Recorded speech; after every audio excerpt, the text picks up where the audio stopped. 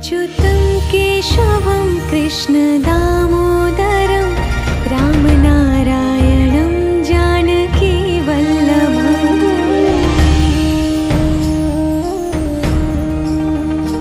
अच्युतं केशवं कृष्णदामोदरं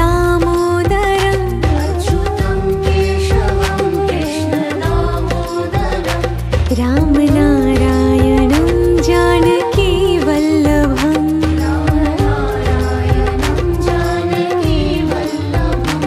कौन कहते हैं भगवान आते नहीं,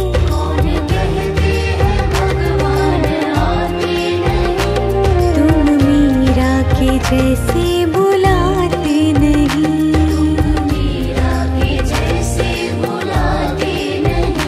अच्युतं केशवं कृष्णदामोदरं रामनारायणं जानकीवल्लभम्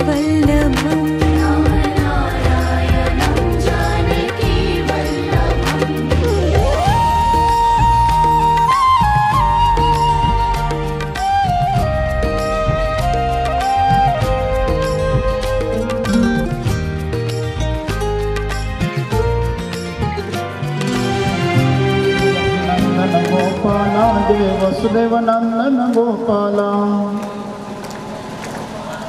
गोपाला गोपाला देवकी नंदन गोपाला अच्युत बाबा माऊली आमचे अच्युत बाबा माऊली अच्युत बाबा माऊली आमचे अच्युत बाबा माऊली माऊली जय माऊली अच्युत बाबा माऊली दत्तात्रेय जनार्दन स्वामी एकनाथ महाराज की जय, माऊली ज्ञानेश्वर महाराज की जय, जगद्गुरु तुकाराम महाराज की जय, शांति ब्रह्म संत एकनाथ महाराज की जय, सब साधु संतन की जय, वैराग्य मूर्ति गाडगे महाराज की जय, राष्ट्र संत श्री तुकडोजी महाराज की जय, वंदन गुरु माऊली श्री संत अच्युत महाराज की जय, गोपाल कृष्ण भगवान की जय। बहुनेमे व्यतीतानि जन्मानि तव च अर्जुन तान्यहं वेद सर्वाणि नत्वं वेत्त परंतप।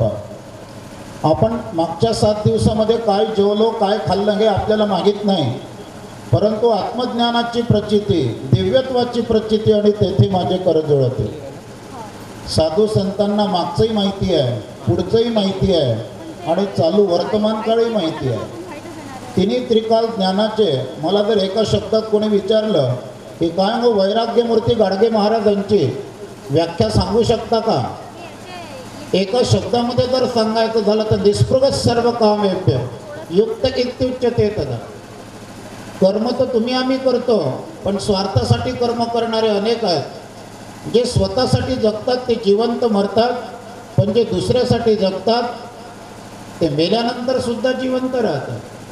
2 प्रकारचे लोक या भूतलावर आहेत, मरावे परी अपकीर्ती रूपे उरावे।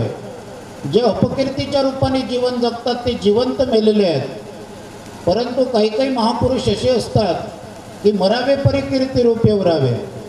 आज माऊली ज्ञानेश्वर महाराज नाहीत, परंतु ज्ञानेश्वरीच्या रूपाने मात्र ते या जगात अमर झालेले आहेत। आज जगद्गुरु तुकाराम महाराज नाही, पण ज्यांच्या सिद्धमस्त लेखणीतून ज्याला आपण 4 वेद तर ऐकलेले आहेत, ऋग्वेद यजुर्वेद सामवेद अथर्ववेद, पण ज्यांनी या जगाच्या विश्वाच्या कल्याणाकरता 5वा वेद निर्माण केला तो एकमेव महात्मा, त्याचं नाव जगद्गुरु तुकाराम महाराज। आणि त्यांची तुकाराम गाथा हा या विश्वाला त्या ठिकाणी उद्धरून टाकणारी हा 5वा वेद आहे, हे लक्षात घ्या गड्या। भगवान गोपाल कृष्णजी आज काल्याची देवता आहे। कृष्णाय वासुदेवाय हरे परमात्मने प्रणतत क्लेशनाशय गोविंदाय नमो नमः। आज तुमच्या आमच्यातून निघून गेलेत 5252 वर्ष झाले त्यात गोपाल कृष्णाला कोण, परंतु मात्र त्या ठिकाणी गोपाल कृष्णाला विचारावं का तुम्हाला गुरुही नाही म्हणत, तुम्हाला सद्गुरूही नाही म्हणत, तुम्हाला श्रीगुरूही नाही म्हणत, काय म्हणतात कृष्णं वंदे जगद्गुरु, अख्ख्या विश्वाचा गुरु तुम्हाला म्हणतात। पण का हो गोपाल कृष्ण भगवंता, तुमच्या कृपेची प्रसन्नता जर आम्हाला प्राप्त करून घ्यायची आहे तर आम्हाला काय करावं लागेल? ते म्हणतात श्रीमद् भागवते महामुने कृते किंवा परे ईश्वर सद्य रुद्र वर्धते त्रिकृतवे शुश्रुद्भित सत्तक्षणा। एका क्षणात तुमचं आमचं जीवन भाग्यवत करणारा धर्मग्रंथ, त्याचंच नाव 17 पुराणांचा कळस आणि भक्तिशास्त्राचा महामेरू, त्याचं नाव श्रीमद भागवत धर्मग्रंथ आहे. श्रीमद भागवत तुमच्या आमच्या जीविताचं शास्त्र आहे, हे लक्षात घ्या. अशा परिस्थितीमध्ये वंदनीय राष्ट्रसंत तुकडोजी महाराज सुद्धा शरीर रूपाने निघून गेले. पण त्यांना विचारावं, का महाराज, तुमच्या कृपेची प्रसन्नता आम्हाला प्राप्त करायची आहे, मग आम्हाला काय करावं लागेल? ते म्हणतात, ग्रामगीता माझे हृदय आणि त्यात बैसले सद्गुरुराय. 4675 ओव्यांची ग्रामगीता, पण ती एक भट्टी आहे, भट्टी. जसं त्या ठिकाणी भट्टीमध्ये टाकल्यानंतर कोणची गोष्ट त्या ठिकाणी ताऊन सलाखून निघते, भाजून निघते. एखादा जर अज्ञानी अडाणी जरी माणूस असला, पण ग्रामगीतेचा जर त्या ठिकाणी त्याने अभ्यास केला, तर मात्र सत्यज्ञानाच्या त्या भट्टीतून तो ताऊन सलाखून आणि परिपूर्ण झाल्याशिवाय राहत नाही. मला जर एका वाक्यात कोणी विचारलं की ग्रामगीता या शब्दाची तुम्ही व्याख्या सांगू शकता का, तर मी एकच सांगेल, 4 वेद, 6 शास्त्र आणि 18 पुराण. हे घोटून वाटून प्यायल्यानंतर ज्याला अजीर्ण होत असेल, 4 वेद, 6 शास्त्र, 18 पुराण हे घोटून वाटून प्यायल्यानंतर जर त्याला अजीर्ण होत असेल, तर ते हजम होणारं चूर्ण, त्याचं नाव या जगात विश्वज्ञान देणारा धर्मग्रंथ, त्याचं नाव ग्रामगीता आहे. हे लक्षात घ्या.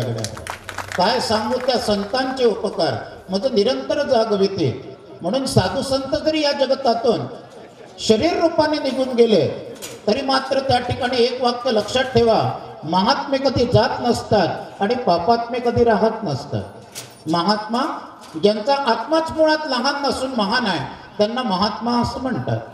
का? महात्म्याची लक्षणं काय आहेत? सततम कीर्तयन्तो माम यतन्ताश्च दृढव्रता नमस्सन्त्यश्च माम भक्त्या नित्ययुक्ता उपासते. परमेश्वराचं नाम त्यांच्या मुखी असतं, परमेश्वराचं काम त्यांच्या हाती असतं आणि परमेश्वराची प्राप्ती हे ज्यांचं अधिष्ठान असतं. क्षणोक्षणी हाची करावा विचार, करावया पार भवसिंधू, नाशिवंत देव जाणार सकळ, आयुष्य खातो काळ सावधा. चरित्र या जगतामध्ये कोणाचे बनत असतात? चरित्र या जगतामध्ये जे चिंतनीय जीवन जगतात त्यांचे चरित्र बनतात. जे अध्ययनीय जीवन जगतात त्यांच्या चरित्राचे 21 अध्याय बनतात. आणि गजानन विजयच्या रूपाने तुम्हा आम्हाला सद्गुरू गजानन महाराज की जय म्हणून 21 अध्याय तुम्हा आम्हाला वाचावे लागतात. आपण रामाला बघू शकत नाही गडे, मग कृष्णाला बघू शकत नाही, देवी देवतांना बघू शकत नाही, कारण आपली तितकी ताकद नाही. पण रामकृष्ण दत्त दिगंबर देवी देवता यांची शक्ती, यांचं सामर्थ्य, यांचं चैतन्य एकवटून जर या भूतलावर कोणी निर्माण होत असतील, तर त्याचं नाव आहे तुम्ही संत माय बाप कृपावंत कायमी पतित कीर्तिमान. साधू संत ॲट ए टाइम 3 भूमिका बजावतात. तुम्ही संत, पण आहात कसे?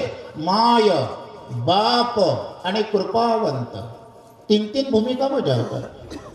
मायेचा रोल वठवतात, म्हणूनच त्यांना माऊली असं म्हणतात. माऊली या शब्दामध्ये 3 त्रिगुण आहेत. मा म्हणजे मानवता, उ म्हणजे उदारता आणि ली म्हणजे लीनता. मानवता, उदारता आणि लीनता हे 3 त्रिगुण ज्या वेळेला एकत्रित येतात, त्यावेळेला माऊली ज्ञानेश्वर महाराज आणि माऊली अच्युत महाराजांसारखे महापुरुष या भूतलावर तुम्हा आम्हाला आशीर्वाद देऊन कृपेची श्रीमंती प्रदान करण्याकरता सज्ज होत असतात. हे लक्षात घ्या. 2 प्रकारची माऊली आहे या भूतलावर. आमच्या समोर बसलेली तिचं नाव माया माऊली, आणि आज जी पादुकांच्या रूपाने या ठिकाणी उपस्थित आहे तिचं नाव गुरु माऊली आहे. एका दिवसाच्या जेवणाची काळजी करते, तिचं नाव माया माऊली आहे. पण आयुष्यभर आपला भक्त वाया जाऊ देऊ नये ही काळजी जर कोणी करत असतील, त्याचं नाव त्या ठिकाणी गुरु माऊली श्री संत अच्युत महाराज आहे. हे लक्षात घ्या. जी तुम्हा आम्हाला त्या ठिकाणी आपल्या पंचप्राणाचं दूध पाजून शरीराने मोठी करते, तिचं नाव माया माऊली आहे. पण जी सद्गुणाचं दूध पाजते, जी सदाचाराचं दूध पाजते, जी सत्प्रवृत्तीचं दूध पाजते, जी समाजकार्याचं दूध पाजते, जी सुसंस्काराचं दूध पाजते, जे आध्यात्मिक कार्याचं दूध पाजून तुमचं आमचं नाव कीर्तिरूपाने या जगतामध्ये अमर करते, तिचं नाव गुरुमाऊली श्री संत अच्युत महाराज आहे. हे लक्षात घ्या. गड्या, तुम्हा आम्हाला कोणी विचारत नाही, हे लक्षात घ्या. आपण किस गली में खचखसा, आपण किस गली में खचखसा, परंतु आमच्या कपाळावर एक पाटली आहे, त्याच्यामुळे तुम्हा आम्हाला लोक विचारतात. काय त्या पाटलीचं नाव आहे? त्या पाटलीचं नावच श्री संत अच्युत महाराज आहे, त्याच्यामुळे त्या ठिकाणी लोक तुम्हा आम्हाला विचारतात. म्हणून सद्गुरू वाचून सापडे ना सोय, धरावे ते पाय आधी आधी. काय करतात? आपणासारखे करते तात्काळ, नागी काळ वेळ तया लागे. की जसं मी नेहमी एक उदाहरण देतो की एकावर 0 दिले तर त्याची किंमत होते 10, 2 0 दिले तर त्याची किंमत होते 100, 3 0 दिले तर त्याची किंमत होते 1000, 4 0 दिले तर त्याची किंमत होते 10,000, 5 0 दिले तर त्याची किंमत होते 1,00,000, 6 0 दिले तर त्याची किंमत होते 10 लाख, 7 0 दिले तर 1 करोड. आणि असे 0 वाढवता वाढवता सहज माझ्या मनात आलं, समोरचा एकच फोडून टाकतो. फोडून तर पहा काय होते, तर फोडून तर पहा काय होते. तर समोरचा एक जर फोडला आणि समोर 50ही 0 दिले तर 0ची किंमत किती राहणार आहे? 0च राहणार आहे. मग 0ना किंमत कोणामुळे आहे? एकामुळे आहे. तसं तुम्ही आम्ही माझ्या सगळी जे इथे सभ्यतेच्या सभा मंडपामध्ये बसलेलो आहोत, माझ्या सगळी मंडळी 0 बजेटची आहोत, हे लक्षात घ्या. आणि तुमच्या आमच्या जीवनाला जर कोणामुळे महत्व असेल, एका सद्गुरू वाचुले सापडे ना सोय, धरावे ते पाय आधी आधी, आपणासारखे करते तात्काळ, नाही काळ वेळ तया लागे. जसं एखाद्या तीर्थामध्ये आपण जातो आणि तीर्थामध्ये त्या ठिकाणी स्नान केलं की आपण पवित्र बनतो, अशी आपली धारणा आहे. पण ते आता त्या ठिकाणी हरिद्वारला जाणार कधी टोपलभर पैसे खर्च करून, तुमच्या आमच्या सब तीर्थ बार बार लेकिन गंगासागर एक ही बार, आणि त्या मानसरोवरला, आणि त्या ऋषिकेशला, आणि त्या बद्रीनाथला आणि केदारनाथला जाणार कधी, आणि तिथं स्नान करून पवित्र होणार कधी. पण सगळ्यात मोठं तीर्थ तर मला या जगतामध्ये तेच वाटते, तीर्थे तीर्थे निर्मले ब्रह्मवृंदे. अहो संतांच्या चरण तीर्थासारखं एकही तीर्थ या जगतामध्ये नाही आहे. संत चरण रज लागता सहज, वासनेची बीज जळून जाई, मग रामनाम उपजे आवडी, आणि सुख बरोबरी वाढू लागले. संतांचे चरण स्पर्श ज्या ज्या घराला लागतील त्या त्या घराचं नंदनवन होते, आणि ज्या ज्या ओसाड जमिनीला लागतील त्या ओसाड जमिनीचं सुद्धा तीर्थक्षेत्र निर्माण करणारा महात्मा, त्याचं नाव श्री संत अच्युत महाराज आहे, हे लक्षात घ्यावं. म्हणून संतांच्या सहवासात राहून 2 कण तुम्हा आम्हाला प्राप्त करता आले पाहिजे. सतसंगची हा अमोल, ऐक मम नम्र बोल, सुखवी जीवना सुखवी जीवना. 2 कण तुम्हा आम्हाला त्यांच्या सहवासात राहून प्राप्त करता आले पाहिजे. ते 2 कण कोणचे आहेत? एक, संतांचा चरणस्पर्श झालेला रजक कण, नंबर 1 संतांचा चरणस्पर्श झालेला रजक कण, आणि दुसरा आहे संतांच्या मुखातून निघालेला ज्ञानकण. सत्य ज्ञाने तृप्त व्हावे, ते ज्ञान जनास सांगावे, करतेन बुडवणे दावे बुडते असे. पण कलंग निर्माण करणाऱ्या कलिकालातल्या लोकांना परिस्थिती अशी आहे की आम्ही बाकीच्यांचं ऐकतो पण आपल्या सद्गुरूचं मात्र ऐकायला तयार नाही आहे, अशी परिस्थिती आहे.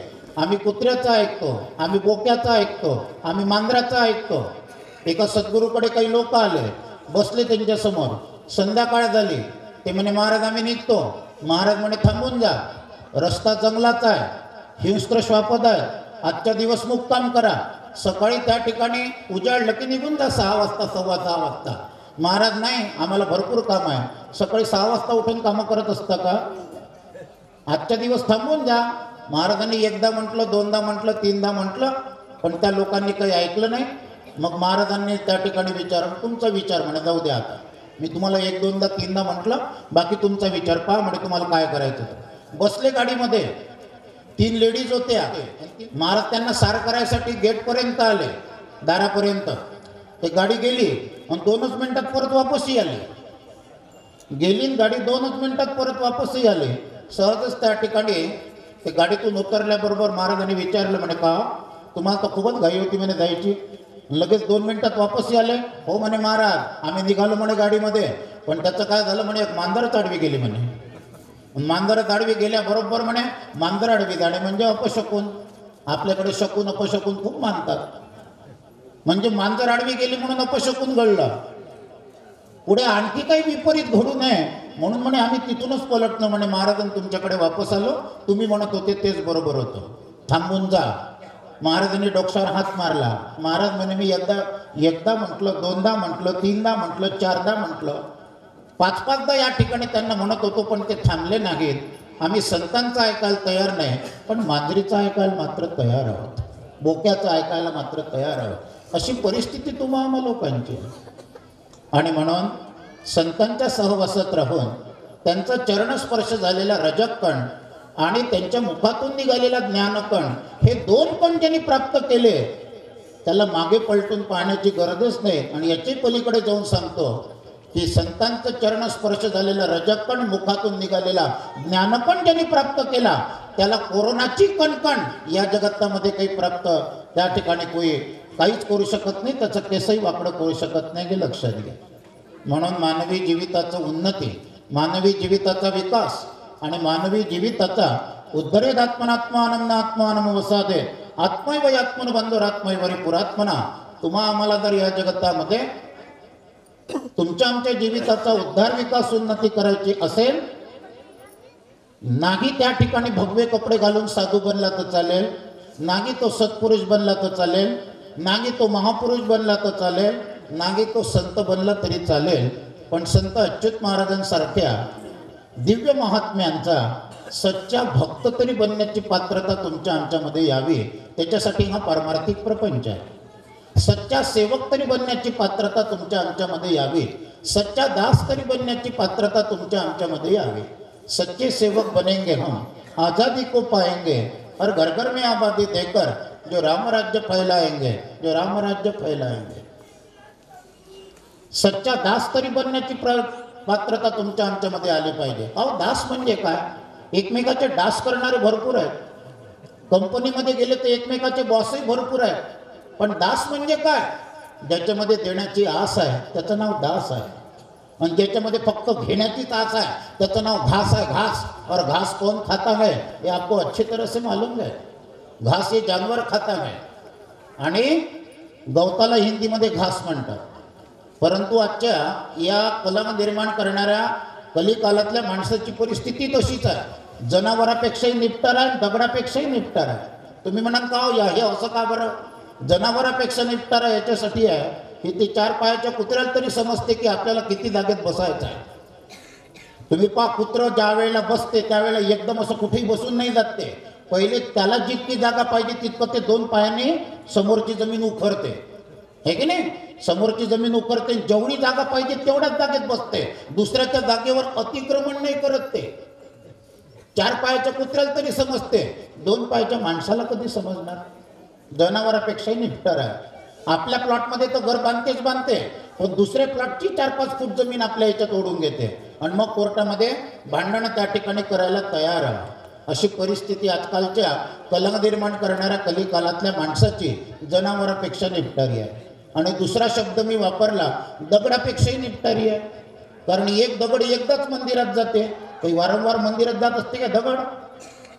एकदा तो दगड मंदिरात गेला, प्राण प्रतिष्ठित झाला का परत तो त्या ठिकाणी मंदिराच्या बाहेर थोडीच येते काही. एक दगड एकदाच मंदिरात जातो तर संत गाडगे महाराजांची मूर्ती होऊन बसतो, माऊली जगद्गुरु तुकाराम महाराज, ज्ञानेश्वर महाराज, अच्युत महाराज, तुकडोजी महाराज यांची मूर्ती होऊन बसतो, गोपाल कृष्णाची, रामाची मूर्ती होऊन बसतो आणि लोकांचं कल्याण करायला सज्ज होतो. म्हणजे त्या दगडाच्या मूर्तीला नमस्कार केल्यानंतर आपला दगडीपणा तरी दूर होते. एवढी ताकद त्या दगडामध्ये आहे, हे लक्षात घ्या. कारण ते प्राणत नाही, त्या दगडाच्या मूर्तीला त्या ठिकाणी नमस्कार करावा लागते. हे सद्गुरुराया, आमचा दगडीपणा, आमचा अज्ञानीपणा, आमचा अडाणचोटपणा या मनातून, बुद्धीतून, चित्तातून दूर होऊ दे, अशी प्रार्थना त्याला करावं लागते. म्हणून दगड एकदाच मंदिरात जाते पण संत आणि भगवंत होऊन बसतो. माणूस तर दररोज मंदिरात जाते पण माणुसकीचा माणूसही होऊ शकत नाही. ही तुमच्या आमच्या देशाची शोकांतिका आहे. आणि मंदिरातून बाहेर निघताना सहजच जास्तच जर गर्दी असली तर आपली तुटकी चप्पल ठेवून द्यावं लागते आणि दुसऱ्याची पॅरागॉन, लखानी, बाटा कंपनीची चप्पल घेऊन लेफ्ट राईट करत चाललं जावं लागते. ही का भक्ती खरी जो मन पडते बागेरी? अशी परिस्थिती तुम्हा आम्हा लोकांची. म्हणून मी तो शब्द वापरला, दगडापेक्षाही निपटारी आणि जनावरापेक्षाही निपटारी आजच्या कलामा निर्माण करणाऱ्या कलिकालातल्या माणसाची परिस्थिती झाली आहे. म्हणून तो उत्तम माणुसकीचा माणूस म्हणून तरी जगावा, त्याच्यासाठी उपासनेला दृढता लवावे आणि भूदेव संताशी सदा नमावे. संतांच्या सहवासात राहून सत्संगती करा. कोणी म्हणतात काय मग सत्संगती म्हणजे काय? अच्युत महाराजांची बस जेवणाची व्यवस्था जिथं लागते त्याला सत्संगती म्हणते, असं नाही आहे. जेवणाची व्यवस्था लागते त्याला सत्संगती म्हणत नाही. ज्यांच्या सत्संगामध्ये पाय ठेवल्याबरोबर जेवणाची व्यवस्था नाही, तुमच्या आमच्या जीवनाची अवस्था बदलते, त्याचं नाव त्या ठिकाणी श्री संत अच्युत महाराजांचा सत्संग आहे. हे लक्षात घ्यावं. जेवणाची नाही, जीवनाची अवस्था बदलली पाहिजे आणि त्याच्यासाठी उपासनेला दृढ चाल व्हावे. अनेक प्रकारच्या उपासना तुमच्या आमच्यामध्ये आहेत, परंतु मात्र उपासना तुम्हा आम्हाला कळल्या पाहिजेत. उपासना या शब्दाचाच जर अर्थ तुम्हा आम्हाला न कळला, जसं एखादी भिंत बांधायची आहे पण त्याचा बेस आणि फाउंडेशनच कच्चा आहे, 3-4 फुटापर्यंत ते भिंत चढत आणि जो बांधन त्याच्याच उरावर येऊन पडन ते. त्याच्यामुळे उपासना या शब्दाचा अर्थ विचार संतांना. विद्वान पंडित आणि संत याच्यामध्ये तोच तो फरक आहे. सोप्यातली सोपी गोष्ट कठीणात कठीण करून सांगणे त्याचं नाव विद्वान पंडित. सोप्यातली सोपी गोष्ट कठीणात कठीण करून सांगणे त्याचं नाव विद्वान पंडित. आणि कठीणातली कठीण गोष्ट हे हृदयचे ते हृदयाचे घातले घे ठावा अखिल हृदयाचा, या माऊली ज्ञानेश्वर महाराज आणि राष्ट्रसंत तुकडोजी महाराजांच्या तत्वानुसार एक एक शब्द हृदयाच्या कोंदणामध्ये जाऊन बसतो. असा शब्द जर कोणाचा असेल त्याचं नाव म्हणजे नामस्मरण. त्याचंच नाव आहे सततम कीर्तयंतो माम. उठल्यापासून सतत नामस्मरण, त्याचंच नाव आहे त्या ठिकाणी उपासना. का उपासना तर रामोपासना आहे, वारकरी उपासना आहे, गणेश उपासना आहे, सगुण उपासना आहे, निर्गुण उपासना आहे, अवधूती उपासना आहे. गुरुदेव मंडळ कैलास राणा शिवचंद्र मावळी फणेंद्र माता जागा नाही राहत.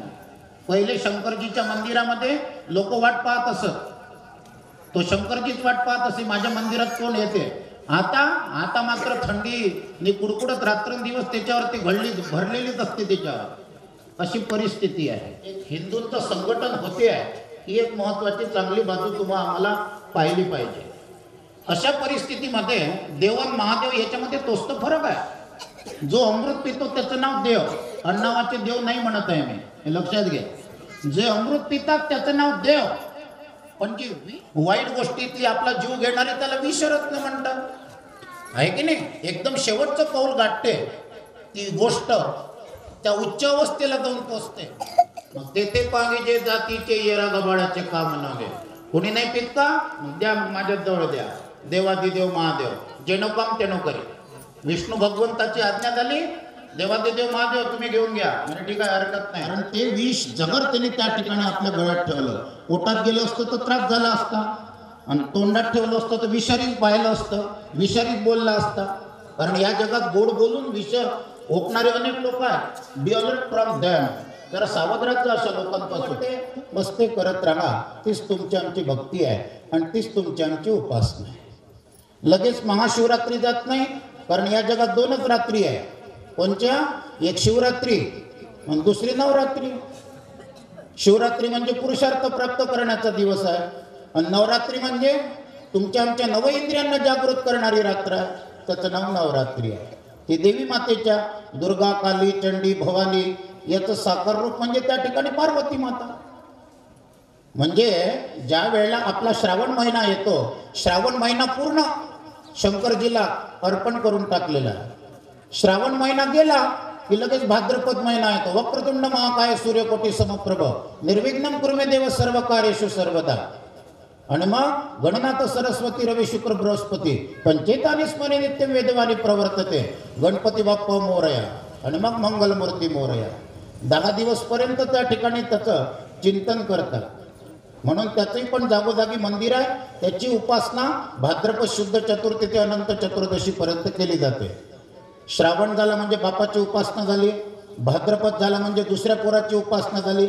भाद्रपद गेला तर लगेच त्या ठिकाणी अश्विन तयारच आहे. ओम जयंती मंगला काली भद्रकाली कपालिनी दुर्गा क्षमा शिवा धात्री स्वहा स्वदा नमोस्तुते. सर्व मंगल मांगल्ये शिवे सर्वार्थ साधिके आणि शरण्ये त्र्यंबके गौरी नारायणे नमोस्तुते. देवी मातेची उपासना 9 दिवसपर्यंत त्या ठिकाणी केली जाते. तुमच्या आमच्या मातांमध्ये एक स्त्री शक्ती जागृत व्हावी म्हणून तो उत्सव तुम्ही आम्हाला घालून दिलेला आहे. दुर्गा माता की जय म्हणत असताना दुर्गा, एखादा जर दुर्गुण, दुर्व्यसनी, दुराचारी, दुष्प्रवृत्तीचा मुलगा आमच्या माता भगिनींना भारतीय संस्कृतीच्या जर सतावत असेल, त्याची जर छेड खाडत असेल आणि त्यांचा हात धरून जर त्यांना परधर्मामध्ये धर्मांतरण करत असेल, एका रेपटीत एकाचं तोंड फोडता आलं पाहिजे. त्या दिवशी दुर्गा माता की जय, जगदंबा माता की जय आणि एकवीरा माता की जय. आणि आमच्या देशातले देवी भागवत सप्ताह त्या दिवशी पूर्णत्वाला गेले वाचून राहणार नाही. एवढी ताकद, एवढं सामर्थ्य, एवढं चैतन्य तुमच्या आमच्या रोमरोमामध्ये निर्माण करणारा उत्सव, त्याचं नाव नवरात्री उत्सव आहे. नव इंद्रियांना जागृत करणारा. कारण मुसलमानाला सांगता येते मी मुसलमाना, ख्रिश्चनाला सांगता येते मी ख्रिश्चना, फक्त हिंदूलाच नाही सांगता येत मी हिंदू. का बरं? पानसट आहे म्हणून. पाणी तेरा रंग कैसा जिसपे मिला दे वैसा. कोणी आमचे बोचडे धरा, कोणी त्या ठिकाणी परधर्मामध्ये धर्मांतरण करा. हे परिस्थिती अशीच आहे. त्यांच्यामध्ये संघटन आहे. त्यांच्या मुलीला हात लावला तर त्या ठिकाणी तुम्हाला हात पाय तोडून मारून टाकतील ते. आणि आपल्या मुलीला हात लावला घेऊन गेले, होतच असते आजकाल. आजकालचा ट्रेंड आहे. गेलं मग, जाऊ दे तुझ्या मुलीला. वारे त्या ठिकाणी या देशातले देवी भागवत, यारे या त्या ठिकाणी तुमच्या आमच्या देशातले देवी सप्तशतीचे पारायण, देवी सप्तशती जरूर वाचा. पण त्या देवीची शौर्यम तेजो धृतिर्दाक्ष युद्धेचाप्य पलायनम दानमीश्वर भावश्च क्षत्रकर्म स्वभावज. तिचं शक्ती, तिचं धैर्य, तिची सौंदर्यता फेअर अँड लवलीची नाही, त्या ठिकाणी तिच्या पराक्रमाची सौंदर्यता तुमच्या आमच्यामध्ये निर्माण झाली पाहिजे. मयूर क्रीमची नाही, हिमालया क्रीमची नाही, ब्युटी क्रीमची नाही, फेअर अँड लवलीची नाही. ती सौंदर्यता तर त्या ठिकाणी तात्पुरती आहे. आमच्या भारतीय संस्कृतीच्या स्त्रियांमध्ये जर भक्तीची सौंदर्यता निर्माण झाली तर त्याच्यातूनच संत मुक्ताबाई निर्माण झाल्या वाचून राहणार नाही. त्याच्यातूनच संत मीराबाई निर्माण झाल्या वाचून राहणार नाही. पराक्रमाची सौंदर्यता जर आमच्या माता भगिनींमध्ये निर्माण झाली तर त्याच्यातूनच झाशीची राणी ही निर्माण झाल्या वाचून राहणार नाही.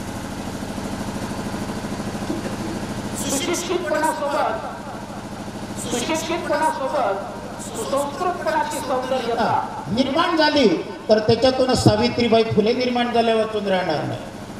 आणि न्यायदानाची सौंदर्यता जर आमच्या माता भगिनींमध्ये निर्माण झाली तर त्याच्यातूनच इंदोरची अहिल्याबाई होळकर ही निर्माण झाल्या वाचून राहणार नाही. हे लक्षात घ्यावं.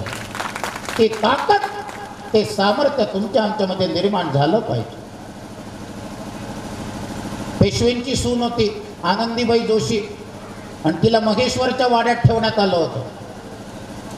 दिसायला खूप सुंदर होती. तिच्याकडे पाहिलं की टक टक टक टक तिच्या चेहऱ्यावरून लक्षच त्या ठिकाणी हटत नसे.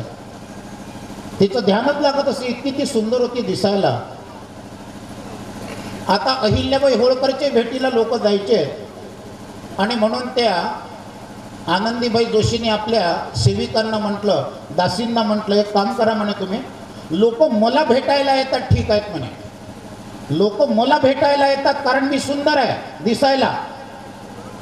त्या अहिल्याबाई होळकरकडे का जातात म्हणे लोक? तिच्यामध्ये असं काय सौंदर्य आहे की लोक तिच्याही भेटीला जातात? जा म्हणे लवकर आणि 5 मिनिटात माझ्यासाठी निरोप घेऊन या. हिच्या मनामध्ये मत्सर निर्माण झाला तिच्या विरुद्ध अहिल्याबाई होळकरच्या. त्या दासी गेल्या आणि 2 तासात वापस आल्या. जाऊन महेश्वर वडून इंदोरला गेल्या आणि अहिल्याबाई होळकरच्या वाड्यातून परत महेश्वरच्या वाड्यात वापस आल्या. हिला उत्सुकता. हिने विचारलं आनंदीबाई जोशीने, का म्हणे जाऊन आल्या का? तर म्हणे हो. तिच्या सौंदर्यात आणि माझ्या सौंदर्यात काय फरक आहे? मोठं सुंदर उत्तर दिलं त्या दासींनी. ऐका, ते म्हणे तू इतकी सुंदर आहे की फारच सुंदर आहे. ती सुंदर आहेच, अहिल्याबाई होळकर सुंदर आहे, पण तुझ्या इतकी सुंदर नाही आहे म्हणे. ती सुंदर आहे पण तुझ्या इतकी सुंदर नाही. तुझ्याकडे पाहिलं की टक टक टक टक टक टक टक टक पाहतच बसा वाटते, कारण तुझ्या चेहऱ्यावरून नजर हटत नाही, इतकी तू सुंदर आहे. पण तुझ्या सौंदर्यात आणि तिच्या सौंदर्यात एक हा फरक आहे. तुझ्या चेहऱ्याकडे पाहिलं की नजर हटत नाही आणि तिच्याकडे पाहिलं की तिच्या चेहऱ्याकडे लक्षच जात नाही. तिच्याकडे पाहिल्याबरोबर तिच्या पायाला हात लावून तिचा नमस्कार घेऊन तिचा आशीर्वाद घ्यावा असं वाटतं. हे मातृत्व त्या ठिकाणी आमच्या स्त्रियांमध्ये निर्माण झालं पाहिजे. हे सौंदर्य आहे. सुंदर दिखता गे तो क्या गे, अरे तूने सेवा भी न किया गे, सुंदर दिखता गे तो क्या. म्हणून मी तो शब्द वापरला. फालतू गोष्टींची सौंदर्यता आमच्या चेहऱ्यावर झळकण्यापेक्षा देशाची, धर्माची, संस्कृतीची, या भोळ्या भाबड्या जनतेची, भक्तांची सेवेच्या माध्यमातून तुमचं आमचं जीवन या जगात प्रज्वलित होणे, त्याचं नाव त्या ठिकाणी नवरात्री उत्सव आहे. आणि म्हणून आश्वित मास म्हणतात त्याला. श्रावण महिना शंकरजीला, भाद्रपद महिना गणपतीला, आश्विन महिना पार्वतीला, त्याच्यानंतर कार्तिक तयारच आहे. उठाजी माय बापा कशी लागली झोप. काकडा करतो की नाही आपण काकडा. काकडा म्हणजे काय, आपल्यातला अकडेपणा दूर करणे, त्याचं नाव काकडा. झाला काकडा या शब्दाचा. म्हणून कार्तिक महिना कोणासाठी, कार्तिक महिना शिवाच्या पहिल्या मुलासाठी 1 महिना पूर्ण प्रदान करून टाकलं त्याला. आपल्या इकडे कार्तिक स्वामीचे मंदिरं कमी आहेत, पण तुम्ही दक्षिण हिंदुस्थानामध्ये जर गेलात चेन्नईकडे तर 5-5, 7-7 किलोमीटरवर शेकडो मंदिरं तुम्हाला दिसून पडते. मला या सत्संगतीच्या माध्यमातून Malaysia, Singapore, Cambodia, Thailand, Bangkok या 5-6 देशांमध्ये मी 20-20 दिवस होतो. पण तिथे एकच त्या ठिकाणी मला दिसलं, जागोजागी कार्तिक स्वामीचे मंदिर आहे. तुम्ही जर मलेशियाला गेला तर देवादिदेव महादेवाची मूर्ती 125 फुटाची आहे, पण बाप से बेटा सवाई त्याच्याच बाजूला त्याच्या पोराची मूर्ती आहे कार्तिक स्वामीची, 150 फुटाची आहे म्हणतो. 150 फुटाची. तुमचा तो काय लावता 105 फुटीवाला हनुमान कुठला, नांदुऱ्याचा, त्याची पल्याड 45 फूट उंच, 150 फुटाची कार्तिक स्वामीची मूर्ती फॉरेनमध्ये आहे. म्हणून मला ते म्हणायचं आहे की त्याच्या परिवारातल्या प्रत्येक सदस्याचं कुठं ना कुठं तरी मंदिर आहे आणि त्याचं कुठं ना कुठं तरी उपासना केली जाते. म्हणून आपल्याला आतापर्यंत सगळे धर्मग्रंथ ऐकले, पण आमच्या हरिभक्तपरायण आशिष महाराज खलोकार यांच्या अमृततुल्य वाणीतून आपण या 7 दिवसामध्ये जर कोणता धर्मग्रंथ ऐकला असेल, लूटो मजा शिव नाम की ऐसी बखत नहीं आएगी, लूटो मजा शिव नाम की ऐसी बखत नहीं आएगी, धन माल मत्ता यार एक दिन जो खाक में मिल जाएगी, जो खाक में मिल जाएगी. म्हणून शिवाचं परिवार जर आपण पाहिला तो कोणाचाच कोणाशी पटत नाही, हे लक्षात घ्या. परंतु मात्र सगळेजण एकाच घरात राहतात. का बरं, सद्गुरू वाचून सापडे ना सोय, धरावे ते पाया आधी आधी. की शंकरजीच्या गळ्यातला साप निघाला तर इकडे त्या ठिकाणी तुमच्या कार्तिक स्वामीचा मोर तयारच आहे त्याला मारण्याकरता. म्हणून बापाचं पहिल्या पोराचं पटत नाही. कदाचित गणपतीचा उंदीर सुटला तर शंकरजीच्या गळ्यातला वासुकी नाग तयारच आहे त्याला त्या ठिकाणी गट्टम करण्याकरता. म्हणजे बापाचं दुसऱ्या मुलाचं पटत नाही. कदाचित शंकरजीचा जर नंदी सुटला त्या आपल्या सद्गुरूला सोडून तर तिकडं त्या ठिकाणी पार्वतीचा वाघ तयार आहे, सिंह तयार आहे. त्याच्यावर त्या ठिकाणी निकल मैदान में बताता तेरा को क्या है और क्या नाही. म्हणजे नवरा बायकोचं पटत नाही, बापाचं पहिल्या मुलाचं पटत नाही, बापाचं दुसऱ्या मुलाशी पटत नाही, इकडे नवरा बायकोचंही पटत नाही. पण तरी सुद्धा हम साथ साथ है यारे या सकळ गडी अवघे धरू सुपंत. हे कशामुळे आहे, केवळ आणि केवळ सद्गुरू वाचून सापडे ना. विचारा देवादिदेव महादेवाला, का हो महाराज तुम्ही वडाच्या सावलीमध्ये बसून कुणाचं चिंतन करता. ते म्हणतात 22 तारखेला ज्याची त्या ठिकाणी अयोध्येमध्ये फार प्रचंड प्रमाणामध्ये अख्ख्या विश्वातले 7,000 लोक येऊन ज्याची प्राणप्रतिष्ठा होणार आहे, त्या पूजंतम राम रामेति मधुरम मधुराक्षरम आर्य कविता शाखा वंदे वाल्मिकी कोकिला आपदापहर्तारम दातारम सर्वसंपदाम आणि लोकाभिरामम श्रीरामम भूय भूय नमाम्यहम. राम रामेति रामेति रमे रामे मनोरमे आणि सहस्त्र नाम तत्तुल्यम जो राम नाम वरानने. मर्यादा पुरुषोत्तम प्रभू रामचंद्र हे माझे गुरु आहेत. रामाला विचारा, का तुमचा गुरु कोण आहे. तो म्हणतात लूटो मजा शिव नाम की. माझा गुरु त्या ठिकाणी देवादिदेव महादेव आहे. दोघंही एकमेकाचे गुरु आहे, दोघंही एकमेकाचे शिष्य आहे. शिवश्च हृदयम विष्णू आणि विष्णुश्च हृदयम शिवम. आणि म्हणून शिवाच्या परिवारात कोणातच कोणाशी जरी नाही पटत असलं तरी सद्गुरूचा आशीर्वाद मात्र त्या ठिकाणी प्राप्त आहे. म्हणून ते एकत्रित आहेत.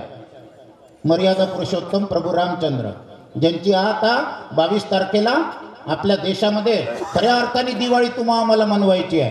आतापर्यंत आपण दिवाळी केली, भरपूर फटाके उडवणे, भरपूर फराळ, जागेवर बसून त्या ठिकाणी वायू प्रदूषण करणे, भरपूर चांगले चांगले कपडे घालणे, त्याला काही या जगात दिवाळी म्हणत नाही. तुमच्या आमच्या पैशाचं दिवाळ आहे, बाकी काही नाही आहे. म्हणून तुमच्या आमच्या अज्ञानाचं दिवाळं निघालं पाहिजे. म्हणूनच आमच्या हरिभक्तपरायण आशिष महाराजांचं या ठिकाणी शिवमहापुराण घेतलं आणि अमृत असं कीर्तन सुद्धा त्यांच्या मुखातून आपल्याला ऐकायला भेटलं. आणि प्रत्येक कार्यक्रमाच्या समारोपाला संतांची उपस्थिती पाहिजे असते. आज आपला कार्यक्रम खऱ्या अर्थाने पूर्णत्वाला गेला की त्या ठिकाणी संत श्रेष्ठ सद्गुरू ज्ञानेश्वर महाराज इंगळेंसारखे सत्पुरुष आपल्या कार्यक्रमाला उपस्थित राहतात. आपला कार्यक्रम तसाच पूर्णतेला गेला गे लक्षात घ्या. संत अच्युत महाराज आज पादुकांच्या रूपाने या ठिकाणी उपस्थित आहेत. आपला कार्यक्रम पादुकांच्या रूपाने पूर्णत्वाला गेला. आणि असे सत्पुरुष आपल्या कार्यक्रमामध्ये आमचे मार्की महाराज या ठिकाणी उपस्थित आहेत. गुरुवर्य आहे, ज्येष्ठ श्रेष्ठ त्या ठिकाणी साधू वृत्ती आहे. असे त्या ठिकाणी साधू संत आपल्या कार्यक्रमाला उपस्थित राहणे म्हणजे आपला कार्यक्रम तसाच पूर्णत्वाला गेला असं सगळ्यांनी समजावं लक्षात. फार काही बोलणार नाही.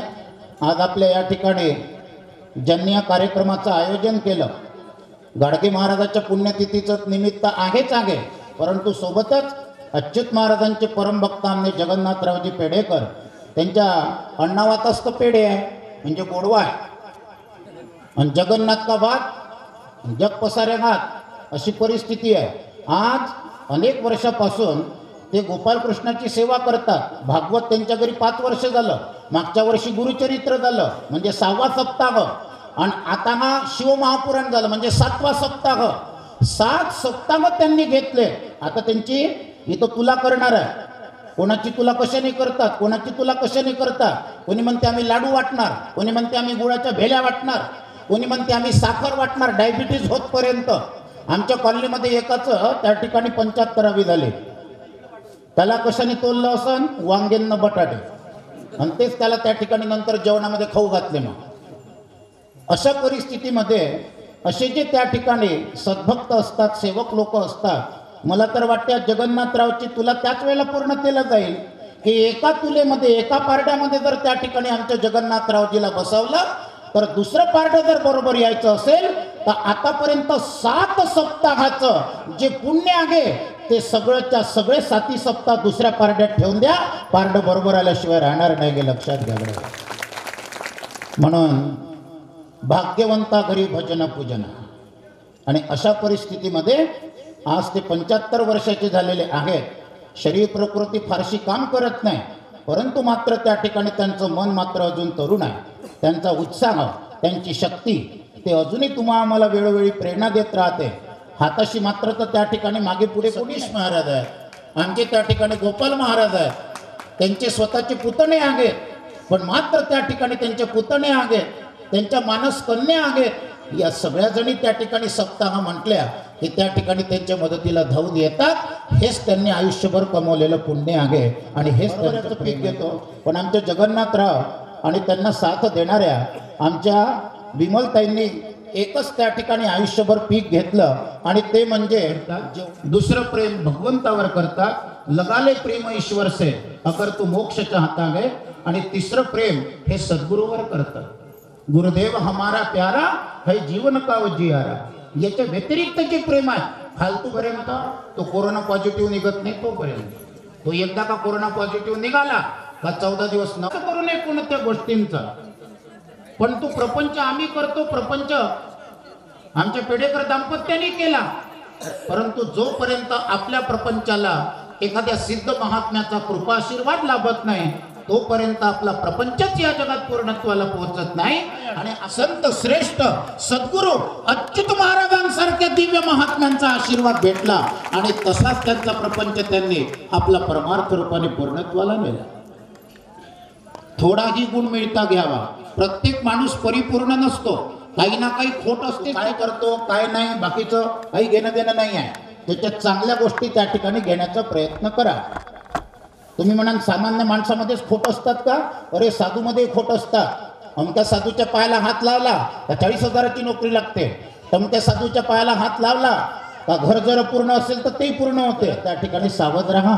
अच्युत महाराज आजन्म ब्रह्मचारी राहिले हे लक्षात घ्या.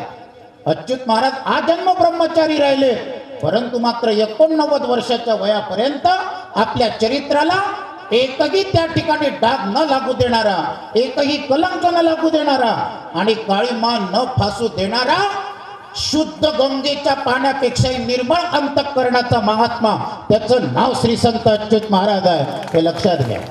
महाराज लोक खूप भेटतील तुम्हा आम्हाला, पण तपस्वी नाही भेटणार.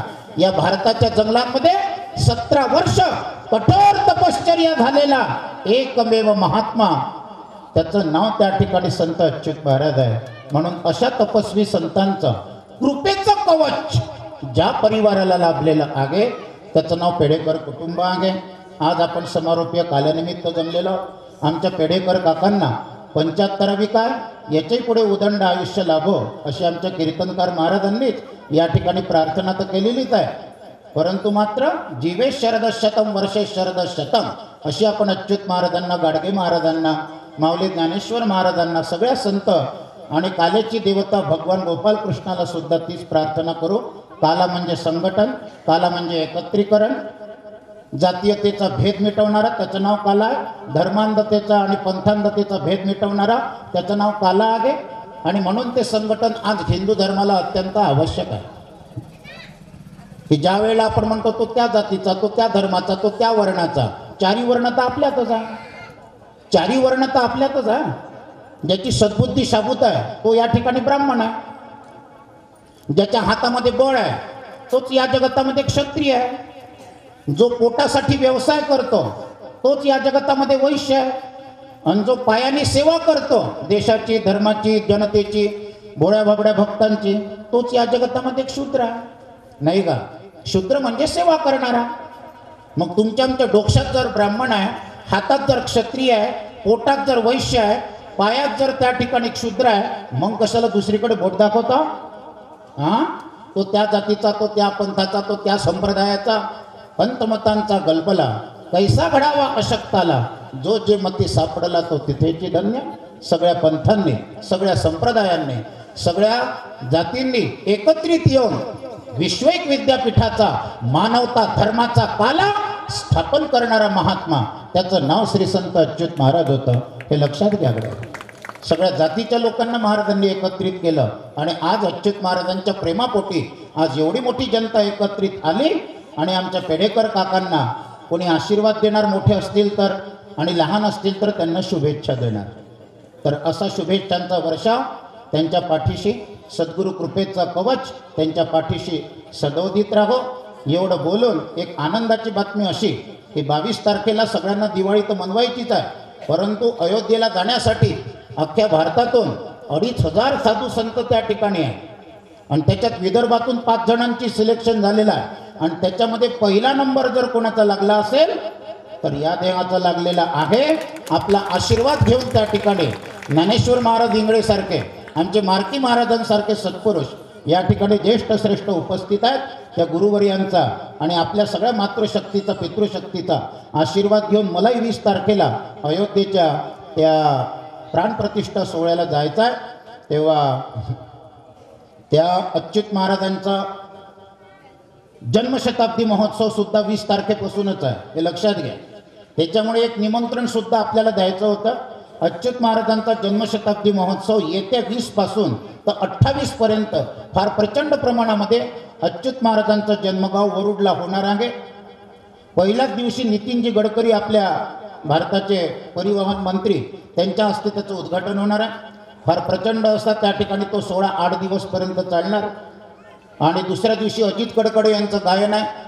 तिसऱ्या दिवशी आपल्या ते पुरुषोत्तम महाराज पाटील त्यांचं कीर्तन आहे, शिवलीला पाटील तिचं कीर्तन आहे. त्याच्यानंतर बावस्कर महाराजांचं कीर्तन आहे. त्याच्यानंतर 26 जानेवारीला 15 ते 20 वयोगटातले जे मुलं आहेत त्यांचं देशभक्तीपर गायन होणार आहे. आणि 27 तारीख अत्यंत महत्त्वाची आहे की आपल्या विदर्भातले आणि महाराष्ट्रातले जेवढे काही साधू संत आहेत ते सगळे साधू संत एकाच व्यासपीठावर एकत्रित येणार. 25-30 साधी संत आपण बोलावलेले आहेत आणि त्यांचं संत संमेलन दुपारी 2 ते 4:30 पर्यंत फार प्रचंड प्रमाणात होणार आहे. माझी त्या ठिकाणी आमच्या गुरुवर्य ज्ञानेश्वर महाराज इंगळे यांना एक मनपूर्वक प्रार्थना राहील. अच्युत महाराजांचा सेवक या नात्याने, दास या नात्याने आपणही त्या संत संमेलनाच्या एवढ्या मोठ्या प्रचंड व्यासपीठावर आपण सुद्धा आमंत्रित आहात अशी प्रार्थना त्या ठिकाणी मी त्यांना करतो. तेव्हा आपणही त्या कार्यक्रमाला उपस्थित राहा. 8ही दिवस आले, राहायची, खायची, प्यायची, झोपायची, उठायची सगळी सोय राहणार आहे. आणि जिथे तुम्हाला त्या ठिकाणी मुक्काम करायचा आहे तिथून तर मंडपापर्यंत जाण्यासाठी गाड्यासुद्धा ठेवण्यात आलेल्या आहेत. तुम्ही जर एस टी स्टँडवर उतरले, येणारे एस टीने भरपूर जण राहणार आहे, कारण अर्धी तिकीट आहे म्हणून सांगतो, तर त्याच्यामुळे एस टी स्टँडवर उतरले तर तिथून सुद्धा आपल्याला मंडपापर्यंत आणण्यासाठी गाड्या राहणार आहेत. तर त्याचा सगळ्यांनी लाभ घ्यावा, सगळ्यांनी त्या कार्याला उपकृत करावं आणि सगळ्यांनी त्या कार्यक्रमाचा आनंद घ्यावा. एवढं बोलून मला दिलेला वेळ संपला. प्रस्तुत प्रवचन भगवान गोपाल कृष्ण काल्याची देवता प्रभू रामचंद्र, ज्यांची 22 तारखेला प्राणप्रतिष्ठा होणार आहे, वैराग्यमूर्ती गाडगे महाराज जे सद्गुरू रूपाने दैवत आहे, संतश्रेष्ठ महान तपस्वी व गोप्राण अच्युत महाराज जे पादुकांच्या रूपाने या ठिकाणी उपस्थित आहेत, आणि देवादिदेव महादेव ज्यांचं शिवमहापुराण या ठिकाणी आपण श्रवण केलं. सगळी वारकरी भजनी मंडळी, सगळी महाराज मंडळी, पुनश्च एकदा आपणा सर्वांना या सर्वत्र कार्यक्रमाचा सूत्रधार जर कोणी असेल तर ते म्हणजे त्या ठिकाणी आमचे गोपाल महाराज आहेत. त्यांच्या नावाने एकदा टाळ्या वाजवून द्या. कोणत्याही कार्यक्रमाचं संयोजन, नियोजन, प्रयोजन, आयोजन कसं करावं हे त्यांच्याकडून त्या ठिकाणी शिकलं पाहिजे. वयाने लहान आहेत माझ्यापेक्षा, परंतु मात्र मूर्ती लहान, पण त्यांचं त्या ठिकाणी कार्य महान आहे. त्यांनाही सुद्धा त्या ठिकाणी प्रणिपात आणि माझ्या शब्दांना या ठिकाणी विराम. सद्गुरुनाथ महाराज की, पार्वती पते हर हर महादेव, माऊली ज्ञानेश्वर महाराज की, जगद्गुरु तुकाराम महाराज की, श्री संत अच्युत महाराज की, जनता जनार्दन की. जितके ताकद आहे तितक्या ताकदीने म्हणा भारत माता की, भारत माता की. धन्यवाद.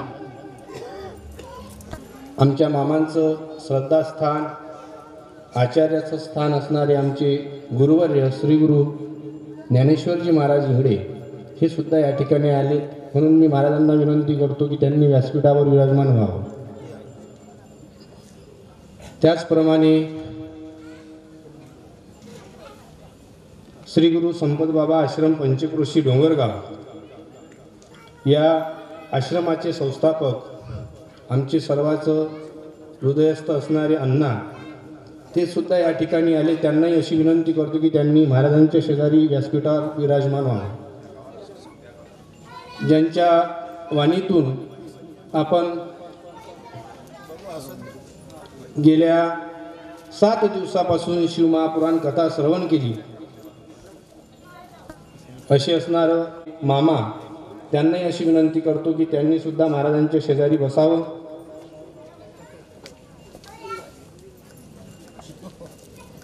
या कार्याचं प्रास्ताविक म्हणजे गुरुजीचा जन्म हा आपल्याच तीरावर, पैठणी तीरावर वसलेलं गाव म्हणजे उपरे ग्राम.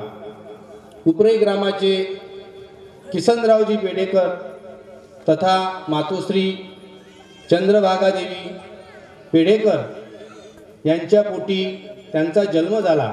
1948 मध्ये मामांचा जन्म झाला. त्यानंतर 1973 शिक्षक शिक्षक हा पेशा असल्यामुळं त्यांनी चांगल्या प्रकारे विद्यार्थ्यांना विद्यादान करून आपलं जीवन शिक्षक या वृत्तीमध्ये त्यांनी घालवलं. ज्याप्रमाणे ज्ञानोबाराय म्हणतात की जेत जेत संपत्ती आणि दया दोन्ही वस्ती आली एकची ठाया, ते जाण धनंजया विभूती माझी. मामांजवळ कोणी गेल्यानंतर आपली इच्छा प्रकट केल्यानंतर मामांनी त्याला वापस पाठवलं नाही. आपलं पारमार्थिक जीवन ठेवून आपल्या संसारातला जो सिंहाचा वाटा असतो, मला असं वाटते त्यांनी पारमार्थिक क्षेत्रामध्ये खर्च केला. केव्हाही कोण्या गोष्टीची उणीव न ठेवता, कोणाला वापिस न पाठवता, मन न दुखवता त्यांनी त्यांचं जे कार्य होतं दान त्यांच्यामध्ये प्राधान होतं. आणि असं करत असताना त्यांचं वय आज 75 वर्ष पूर्ण झाले. म्हणून त्या उत्तीर्णतेपुटी त्यांच्या परिवारातून त्यांचे भाचे असतील, त्यांचे पुतणे असतील, त्यांचे आप्तेष्ट नातेवाईक मित्रमंडळी असेल, जेव्हा त्यांना कळालं की मामाचे 75 वर्ष पूर्ण झाले, म्हणून त्या सोहळ्याला ज्यांच्या कानावर हे शब्द टाकले त्यांनी सर्वांनी होकार दिला. आणि त्यांची स्वतंत्र सुद्धा इच्छा होती की आता गड्या मी 75 वर्षाचा पूर्ण झालो. शास्त्र असं सांगते की 60 वर्षाच्या नंतर शांत्या केल्या पाहिजेत. धर्मसिंधूमध्ये असं सांगितलेलं आहे की 60 वर्षानंतरच्या ज्या शांत्या असतात ह्या कशा करता असतात. धर्मसिंधूमध्ये आशिष महाराजांनी आपल्याला सांगितलेलं आहे की ही कोणती शांती आहे, इंग्री शांती आहे आणि ही केली पाहिजे. 60 वर्षावर शांती केली पाहिजे, 75व्या वर्षी शांती केली पाहिजे, 81व्या वर्षी शांती केली पाहिजे, अशा शांत्या सांगितलेल्या आहेत. त्या कशा करता कराव्या लागतात, कारण हा जो देह आहे हा नासका आहे, मळका आहे, आपण ऐकत आहोत आणि आपल्यावर ऋण आहे, प्रत्येकावर ऋण आहे. मातृऋण, पितृऋण, ऋषी ऋण, त्यानंतर कुळाचं ऋण असते. ते ऋण तसं फिटत नसते. मग या शांत्या केल्यानं आपण देवाचे आहोत म्हणून देवाचंच कार्य झालं पाहिजे, म्हणून सुंदर असं नियोजन करण्यात आलं. म्हणून मामांचं पूजन सर्वप्रथम या विमलबाई पेढेकर आणि जगन्नाथरावजी पेढेकर यांनी आसनस्थ व्हावं. निवृत्ती ज्ञानदेव सोपान मुक्ताबाई एकनाथ नामदेव तुकाराम. निवृत्ती ज्ञानदेव सोपान मुक्ताबाई एकनाथ नामदेव तुकाराम.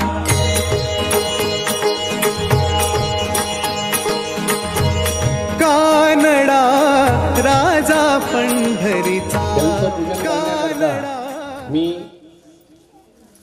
आम्ही जेव्हा हा सोहळा आयोजन केला त्यावेळेस सर्व 1 दिवसाचा करील. त्यांनी सांगितल्यानंतर त्यांना म्हटलं तुम्ही 1च दिवसाचा करा, पण तो मार्कंड्यात करा. सांगितलेला शब्द त्यांनी पाडला आणि ते उभयता दोघे जण या ठिकाणी आलेत. सर्वच परिवार त्यांचा आलेला आहे. आमचे बंडू दादा, सुनील दादा, सुधीर दादा, मंगेश दादा, सर्व त्यांचा परिवार ज्यांच्या कानावर हा विषय टाकला. आमचे रामेश्वर भाऊ असतील उमप, गजानन भाऊ उमप असतील, काहींचे नावं मला माहीत आहे, अशोक भाऊ उमप असतील. ज्यांना आम्ही सांगितलं त्यांनी होकार दिला आणि करायचं आहे. कारण मामांनी आमच्यासाठी खूप काही केलं, आम्ही मामासाठी काही करू शकलो नाही. हे आता शेवटचं कार्य आहे, करू. आम्ही तुम्हाला सहकार्य करू. आम्ही तुम्ही सांगावं ते करण्याकरता तयार आहोत. म्हणून मी सुनील भाऊ यांना विनंती करतो आणि बंडू भाऊ आणि पेढेकर परिवारातले सर्व त्यांनी मामांचं प्रातःप्रक्षालन करावं आणि त्यानंतर कुंकुम तिलक करावा. त्यानंतर 75 दिव्यांनी मामाला ओवाळल्या जाईल, हार घालून ओवाळल्या जाईल. त्यानंतर मान्यवरांचे सत्कार होतील. त्यानंतर आशीर्वचन म्हणून गुरुवर्य महाराजांचं होईल, अण्णाचं होईल आणि मामांचं होईल. त्यानंतर या कार्यक्रमाची सांगता होईल. सर्वांना बसायचा जास्त वेळ होणार नाही, जास्त वेळ होऊ देणार नाही, कारण पुन्हा अजून महाप्रसाद आहे. म्हणून सर्वांनी या आता इकडे. त्यानंतर तुला होईल.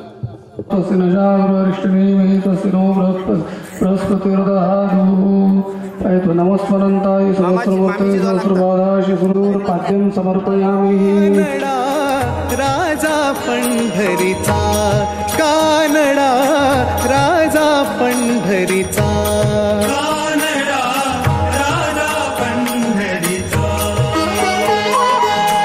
वेदा नाही कळला, वेदा नाही कळला अंतपार याचा.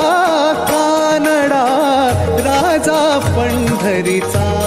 कानडा राजा पंढरीचा. कानडा राजा पंढरीचा.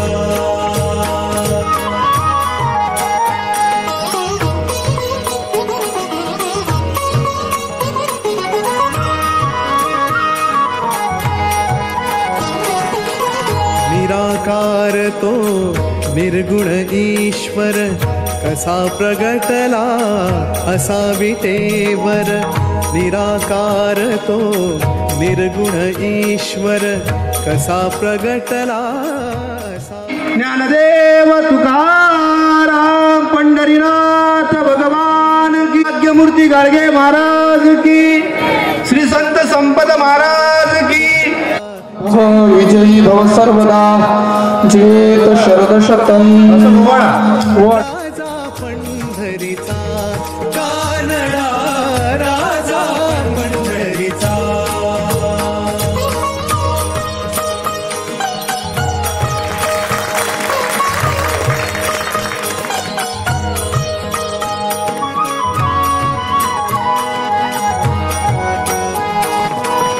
परब्रह्म हे भक्तासाठी परब्रह्म हे भक्तासाठी मुके ठाकले भीमे काठी मुके ठाकले भीमे काठी उभा राहिला भाव सावयव उभा राहिला भाव सावयव जणू की पुंडलिकाचा कानडा राजा पंढरीचा कानडा राजा पंढरीचा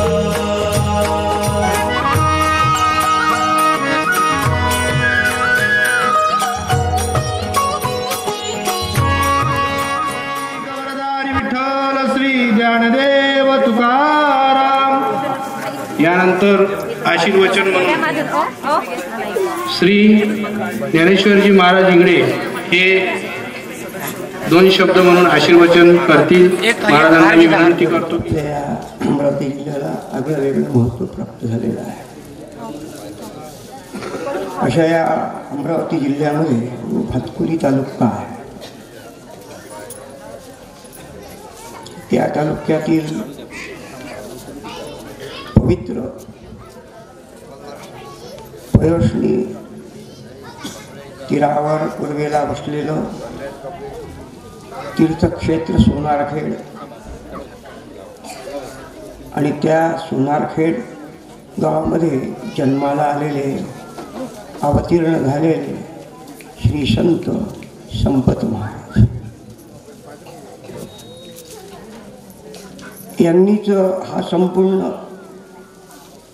परिसर पंचक्रोशीत नव्हे तर दूरवरपर्यंत जो वारकरी संप्रदाय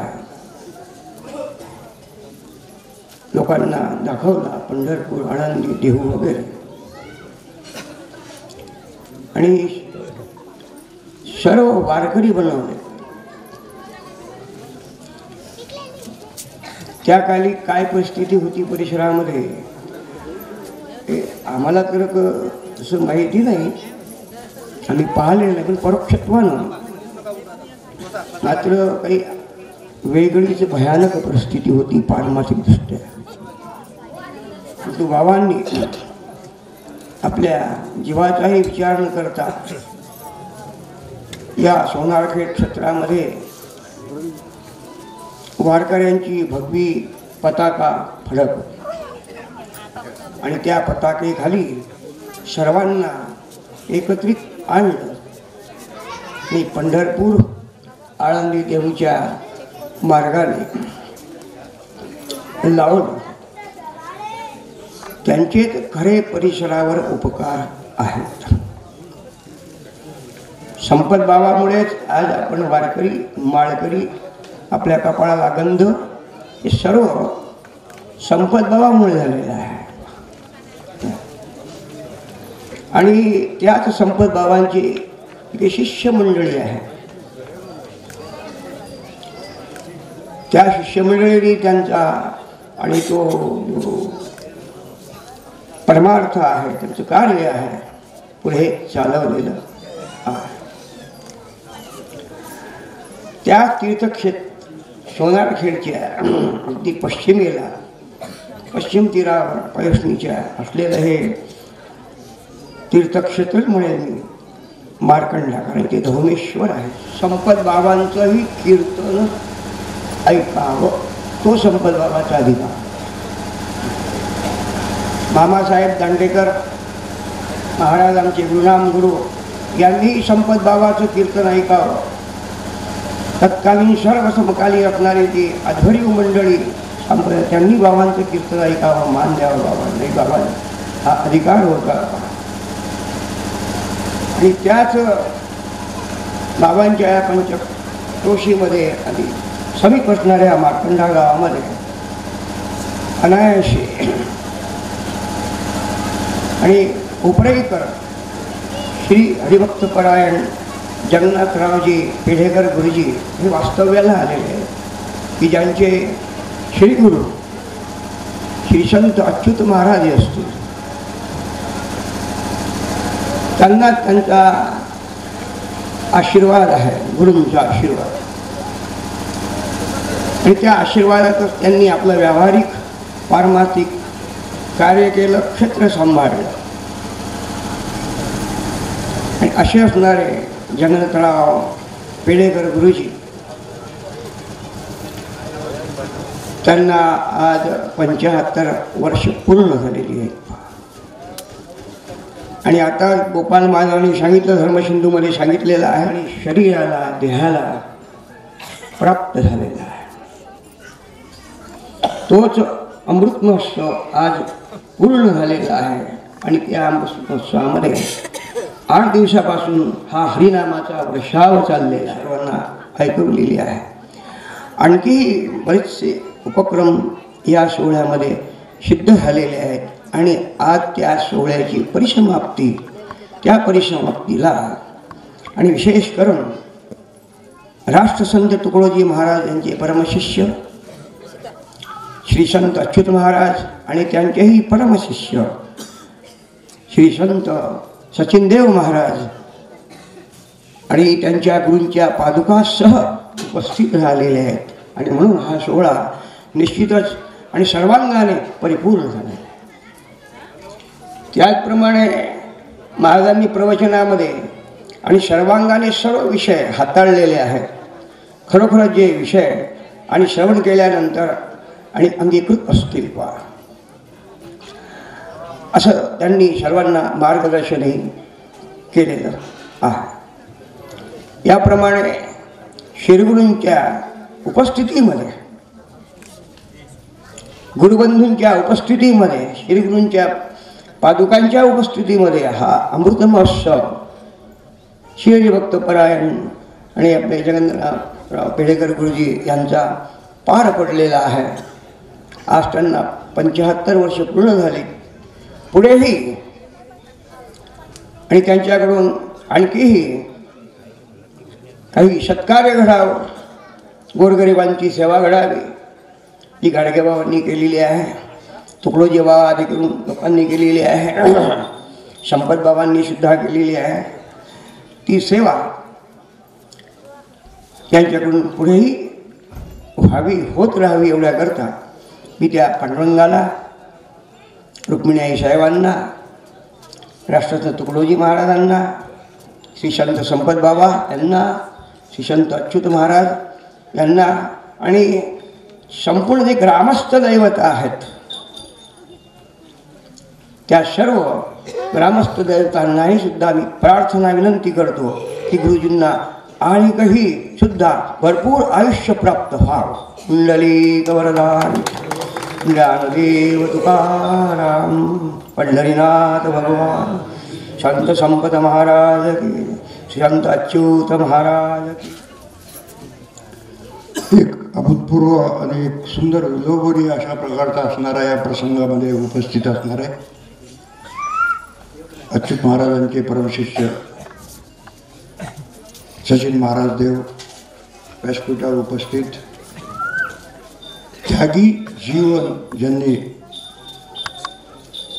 सोसलं आहे अशा प्रकारचे ज्ञानेश्वर महाराजांकडे उपस्थित सर्व या ठिकाणी 7 दिवसापासून सेवा देत असणारी वारकरी मंडळी, महाराज मंडळी, टाळकरी, पकवाजवादक आणि आपण सर्व सहृदयतेने या ठिकाणी पेडेकर गुरुजींच्या अमृत महोत्सवाच्या निमित्तानं एक परमेश्वराजवळ एक आंतरिक भावना प्रत्येकाची, आता आम्ही एक 2-3 जण बोलणार म्हणजे आमच्याच भावना अशी नाही आहे, आपणा सर्वांच्या भावना आहेत, त्या सर्व ईश्वरापर्यंत पोहोचवण्याकरता या ठिकाणी आपण आलेले आहात. अशा या अमृत महोत्सवाच्या निमित्ताने, या अमृत महोत्सवाच्या निमित्ताने पहिल्याच दिवशी काहीसं एक सेवा माझ्याकडे होती आणि त्याच्यामध्ये मी बोललो, माणसाचं वय वाढत जाते, जसं जसं वाढत जाते तसा तसा मनुष्य शिथिल होत जातो. आणि हे 75 वर्षाचा हा जो प्रसंग या ठिकाणी मी त्या दिवशी बोललो, हा वाढदिवस नाही. मी सांगितले त्या दिवशी कोणाचा रौप्य महोत्सव होत नाही, कोणाचा सुवर्ण महोत्सव होत नाही. सचिन महाराज ऐकलं काय, कोणाचा रौप्य महोत्सव झाला, कोणाचा सुवर्ण महोत्सव. पण जनरली आपण बघतो आहे की अमृत महोत्सव मात्र बऱ्याच लोकांचा होते. आता सर्वांचा होत नाही, त्याला काही इलाज नाही आहे. म्हणून मी त्या दिवशी बोललो की हा की वाढदिवस नाही आहे, हा इतर जनतेला येन केन प्रकारे निर्माण होत असणारं एक मार्गदर्शन आहे, एक विचार आहे. पेडेकर गुरुजीच्या निमित्ताने आपल्याला या ठिकाणी एक विचार निर्माण झालेला आहे की बेटा आपणही 75 वर्षाच्या वर गेलो. तर त्या दिवसचं परत मी उलटत नाही आहे. मी अगदी पहिल्यांदा बोललो की जसं जसं वय वाढत जाते तसं तसं मनुष्य शिथिल होत जातो. शास्त्रामध्ये अशा प्रकारचं दाखवलेलं आहे, एक 100 वर्षाचं आयुष्य, ते तर काही आता सारखं सुद्धा खरं नाही राहिलं.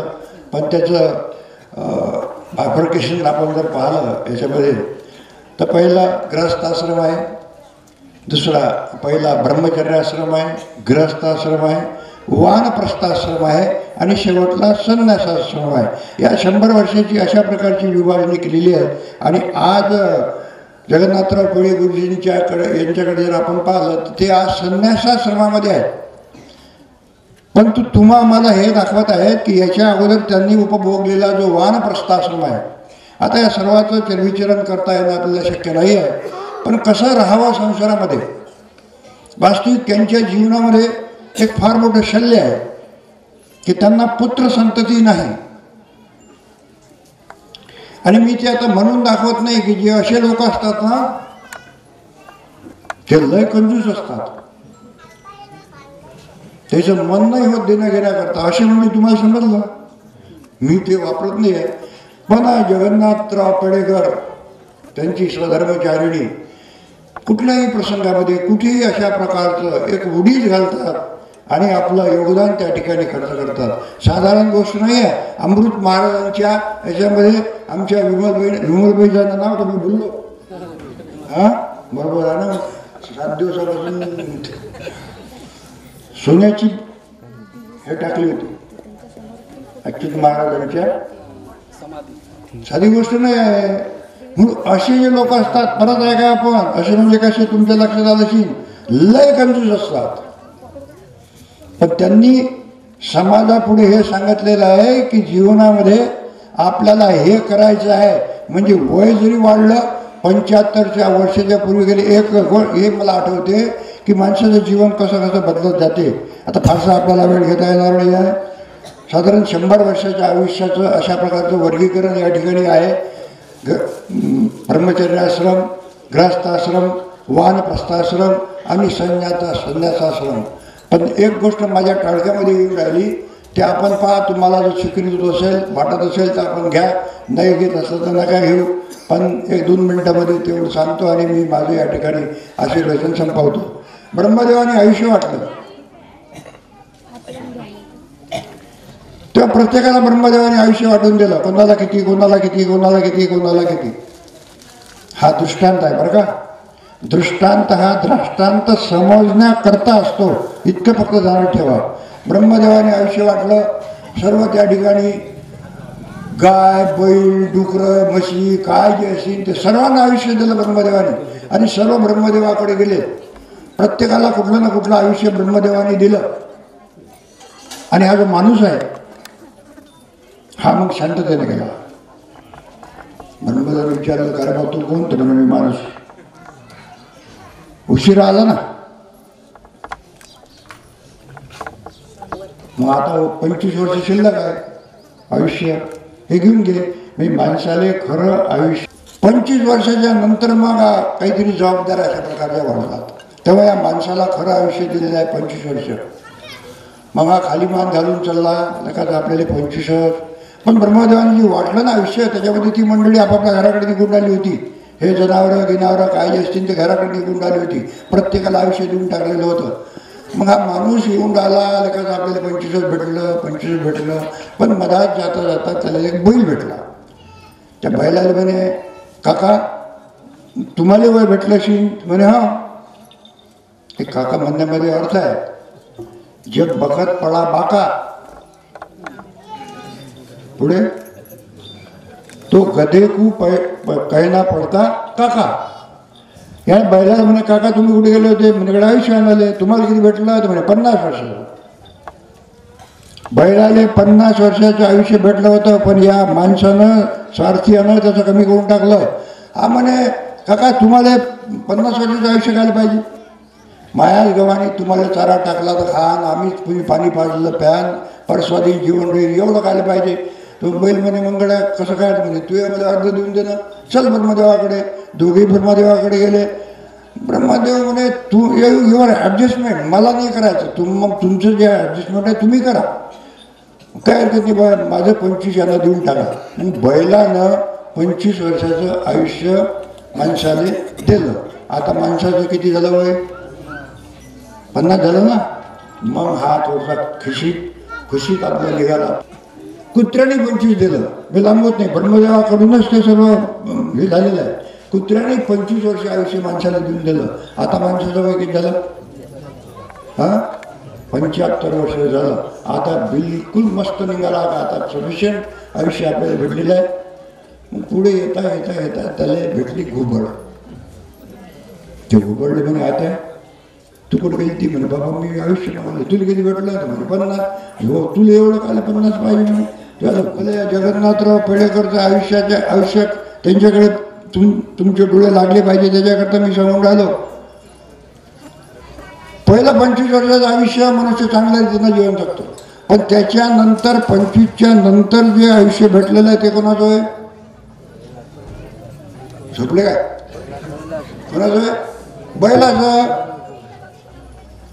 मग 25 ते 50 पर्यंत माणूस बैल असतो. मी जास्त विचारण करत नाही. 37 आहे ना म्हणजे काय झालं? बैल आता चालला. आता तो कोणाचा बैल काय नाही ते बिलकुल बैलासारखं काम करावं लागते. तुम्ही पहा आपले जीवन असंच आहे. 25 ते 50 पर्यंत बैलासारखं काम करावं लागते. मग असं कसं तरी 50 वर्षाचं आयुष्य झालं. मग 50च्या वर ते आपल्याला कोणा दिलेलं आयुष्य आहे ते? हां कुत्र्याचं. तुम्ही पहा 50च्या वरचे 75 पर्यंत तुमचं माझं काही भागवान असते ते सोडा. बिलकुल कुत्र्याचं जीवन जगतो आपण. सून म्हणते जा तुम्ही मोठ्यात. ते म्हणते नाही इथं हे गुडघं खोकलं हे करून राहिलं. नवऱ्याला सांगते येईल मोठ्या इकडे पाठवून द्या. चाललं कुत्र तिकडे. तिथं गेला तिची सून आपली 2-4 दिवस झाले म्हणजे ती येते यायला आकडून देते. अरे 2-2, 4-4 पोरं आहेत सून आहे. पण कुत्र्यासारखं याचं जीवन ते जास्त मला हे सांगा येणार नाही आहे. मग 75 वर्षाच्या नंतरचं जे आयुष्य भेटलेलं आहे ते कोणाचं आहे? घुबडाचं. तुम्ही पहा 75 वर्षाच्या वर्ष झाले की बिलकुल त्याची पाठ हे आमची वहिनी भेटली. वाटतं बा किती आहे वय तुमचं? वय किती आहे? म्हणजे घुबडाच्या ह्याच्यामध्ये आहे ना ते. मी अरे घुबडाचं तर मी माई जीवन घुबडासारखं आहे. पण आता तुम्ही खरं सांगा मी दिसतो काय तुम्हाला घुबडासारखा? ही काहीशी जी ताकद आहे ही देवाची ताकद आहे. ही आपल्याला प्राप्त व्हावी म्हणून याच्याकरता या ठिकाणी हा अमृत महोत्सव आफ्टर 75 इयर्स. आता पुढे यांना 100 वर्षापर्यंत कालक्रमणा करायची आहे. 100 वर्ष मनुष्य जगेलच असं सांगता येत नाही, पण 75 वर्षाच्या नंतर आणि साधू संतांची उपस्थिती आपल्याला प्राप्त झालेली आहे. आणि हा अनोखा अशा प्रकारचा अमृत महोत्सव, जगामध्ये अनेक अमृत महोत्सव होतात. मला असं वाटतं काही काही ठिकाणी अमृत महोत्सव झाल्यानंतर त्या ठिकाणी तो एवढा मोठा पेंड आणतात, काय म्हणतात त्याला, की तो मग कापल्या जातो. अनोखा अशा प्रकारचा हरिचिंतन, हरिनाम. मी पहिल्या दिवशी सांगितलं की बस परमेश्वराला हेच मागायचं आहे की नको जाऊ देऊ भंगा, गात्रे माझी पांढरी.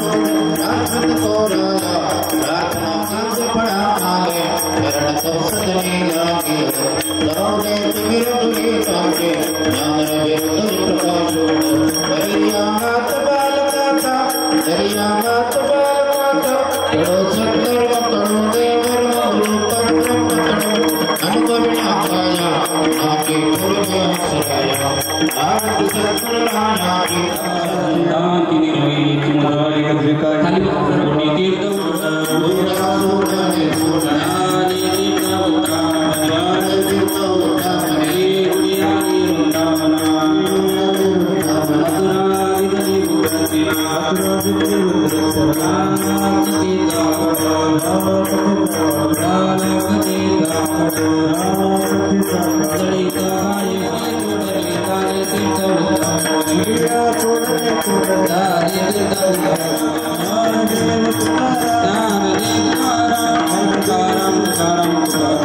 आई व्रतादाची वाट गावी दादाई कर्तवा तुम्हा डवितो देव तुकामणी चित्त करुणी राई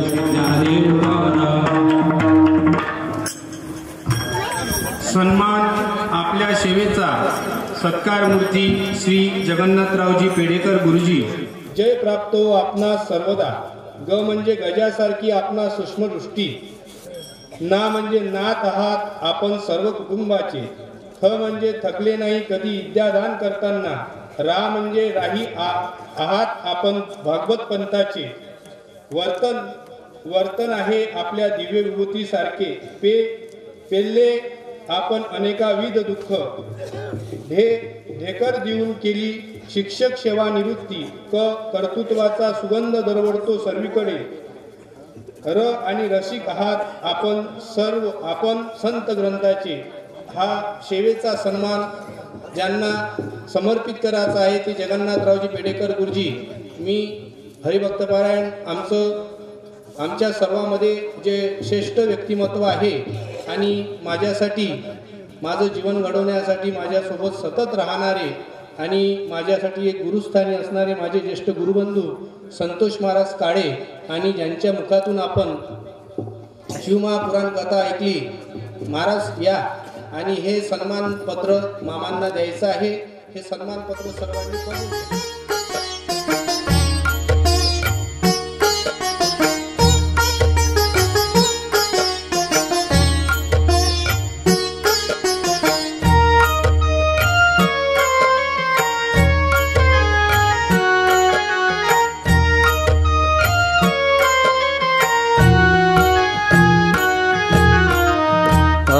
चंद्रभागे तेरी उभा पांडुरंग.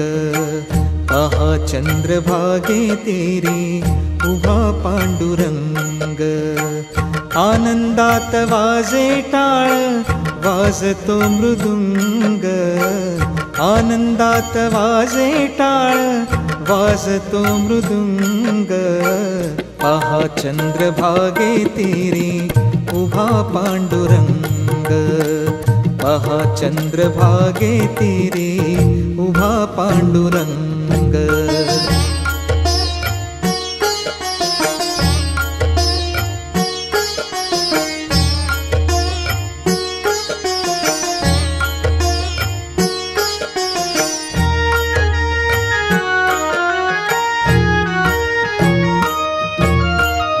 मुखी विलसती कमल कोटि कोटि. मुखी विलसती कमल कोटि कोटि. भक्त भ्रमरांची होई तेथे दाटी. भक्त भ्रमरांची होई तेथे दाटी.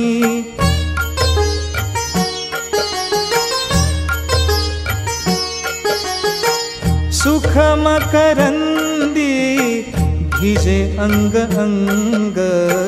सुख मकरंदी भिजे अंग अंग. पहा चंद्रभागे तेरी उभा पांडुरंग.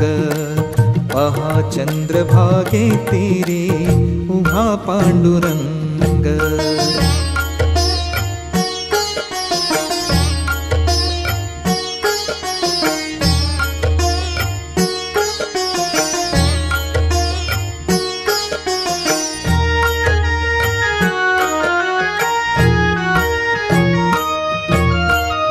नामा तुका चोखा धुंद नाचताती.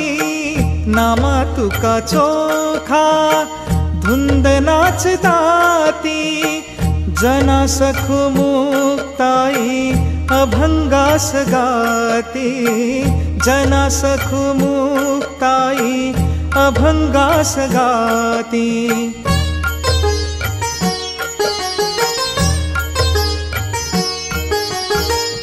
वाळवंट सारे आनंदात दंग.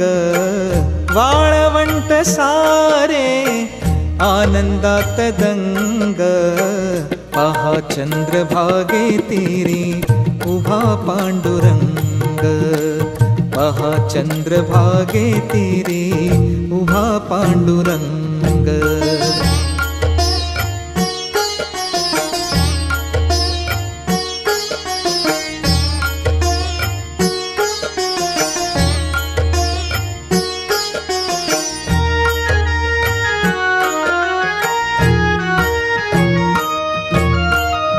तीर्थक्षेत्रे सारी आणि चारी धाम तीर्थक्षेत्रे सारी आणि चारी धाम घडता ती घेता विठ्ठलाचे नाम घडता ती घेता विठ्ठलाचे नाम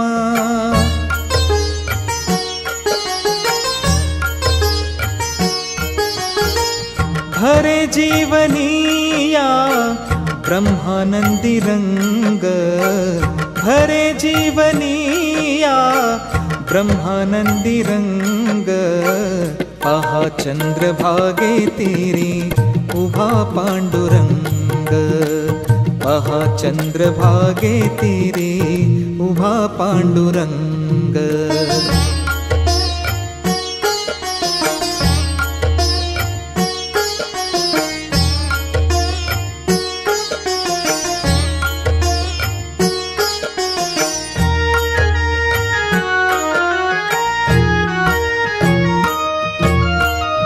मंदिरात दाटे त्रैलोक्याची शोभा मंदिरात दाटे त्रैलोक्याची शोभा उभा विटेवरी चैतन्याचा गाभा उभा विटेवरी चैतन्याचा गाभा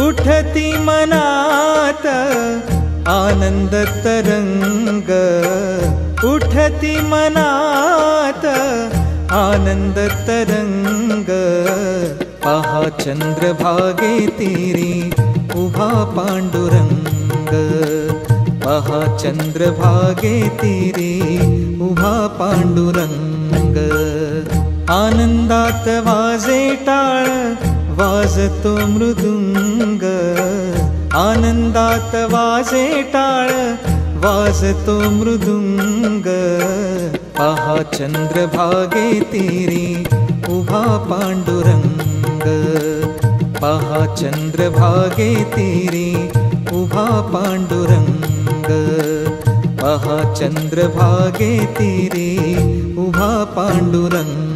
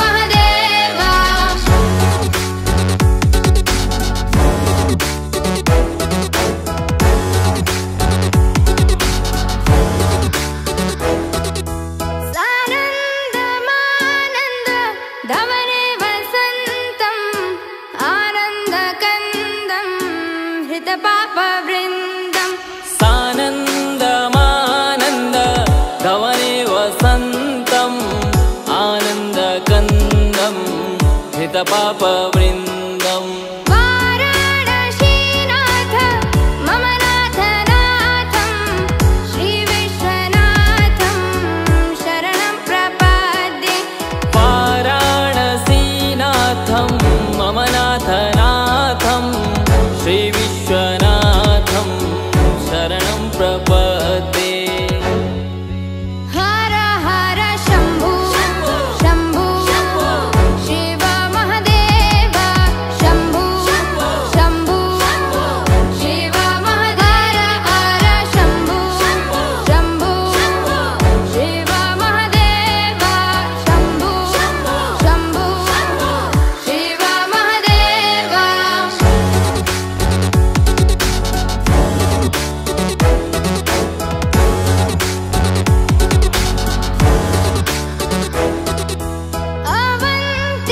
अवन्तिकायां विहितावतारं मुक्तिप्रदानाय च सज्जनानाम् अवन्तिकायां विहितावतारं मुक्तिप्रदानाय च सज्जनानाम् अकालमृत्यो परिरक्षणार्थं वन्दे महाकाल महासुरेशम् अकालमृत्यु परिरक्षणार्थं वन्दे महाकाल महासुरेशम् हर हर शम्भो शम्भो शिव महदेव शम्भो शम्भो शिव महदेव हर शम्भो शम्भो शिव महदेव शम्भो शम्भो शिव महदेव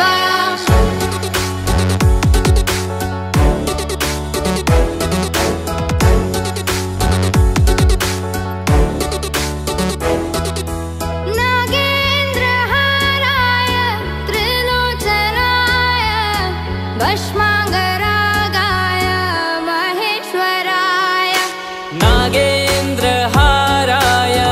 त्रिलोचनाय भस्माङ्गरागाय महेश्वराय नित्याय शुद्धाय दिगम्बराय तस्मै नकाराय नमः शिवाय नित्याय शुद्धाय दिगम्बराय तस्मै नकाराय नमः शिवाय हर हर शम्भो शम्भो शिव महदेव शम्भो शम्भो शिव महदेव हर शम्भो शम्भो शिव महदेव